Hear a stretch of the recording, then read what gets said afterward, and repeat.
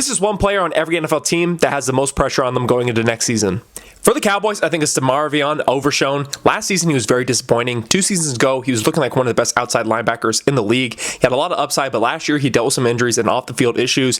I really think he needs to come back and play at a high level if he wants to be on this football team moving forward. For the Commanders, I think it's Terry McLaurin. 2 seasons ago, he had his best year, and last year, by far, he was very, very bad. He had a lot of injuries, but he's also 31 years old. He's not getting much younger, and he just signed a huge deal. There's a lot of pressure on him to be that wide receiver that he was 2 seasons ago. For the Giants, it's Abdul Carter. Last year, he had the most pressures by a rookie, but this season he has to put sacks on paper. He really needs to get after the quarterback and also stop with all the off-the-field antics. He really needs to prove that he can be a consistent pass rusher for the Giants. And for the Eagles, I put Jalen Carter. He just signed a massive deal, but there's a lot of pressure on this guy to live up to what he has been promised to be, which is a generational defensive tackle. If he didn't have the extension, I think he'd definitely have more pressure on him, but now that they give him the extension, there's less pressure, but he still needs to perform this season after a disappointing year last year. For the Bills, it's Keon Coleman. Obviously, with DJ Moore coming in, Keon Coleman is going to have a lot less pressure on him to really produce as a wide receiver 1, but he has to prove that he can be a competent wide receiver on this football team. He was a first-round pick overall. For the Dolphins, I think it's Austin Jackson. He's been a very good tackle for them, but he's coming up in a contract year, and if he doesn't prove it this season,